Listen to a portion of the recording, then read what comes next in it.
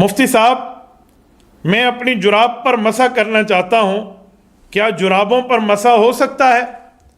جناب حیدر علی صاحب، کون سی جرابیں جو صحابہ کرام کے زمانے میں تھیں منعل، ان جرابوں کی آپ بات کر رہے ہیں جو پاکستان میں ناپید ہیں، ملتے بھی نہیں ہیں؟ تو آپ کے پاس جرابیں وہ کہاں سے آ گئیں؟ آپ کے پاس تو یہ انہی جرابیں ہوں گی جو ساکس ہم سارے پہنتے ہیں، اس پر مسح نہیں ہوتا۔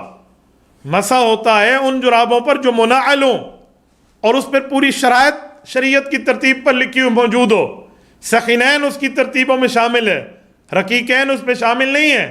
مجلد منعل کی پورے شرائط پوچھنے پڑیں گے، ورنہ عام جرابوں میں تو مسح نہیں ہوگا۔ تو اسی لیے آپ موزے رکھیے، موزوں پر مسح کیجئے، چاہے اس کے اندر آپ جراب پہن لیں، پاؤں کے اوپر موزہ پہن لیں، پاکیزگی باوضو حالت میں۔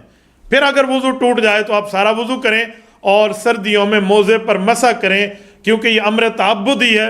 رسالت مآب علیہ السلام نے اس پر مسح فرمایا ہے۔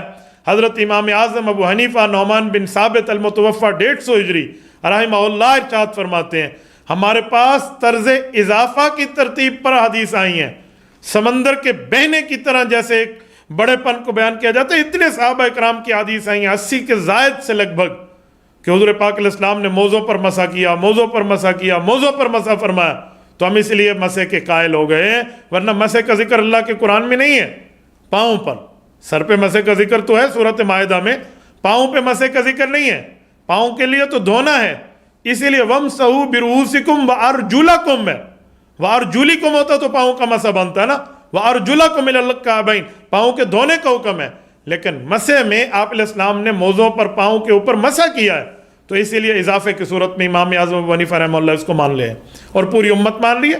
صحابہ کرام کے ترجمان ہیں، شاگرد ہیں، صحابہ کرام رضی اللہ عنہم اجمعین کے سپوکن پرسن ہیں حضرت امام اعظم ابو حنیفہ، جن نے صحابہ کرام کو پڑھا ہے، صحابہ کرام سے پڑھا ہے، صحابہ کرام کو دیکھا ہے، انہوں نے فتویٰ جاری فرما دی اور پوری امت مان رہی ہے۔ تو آپ اس موضوع کے اوپر آپ مسح کر سکتے ہیں۔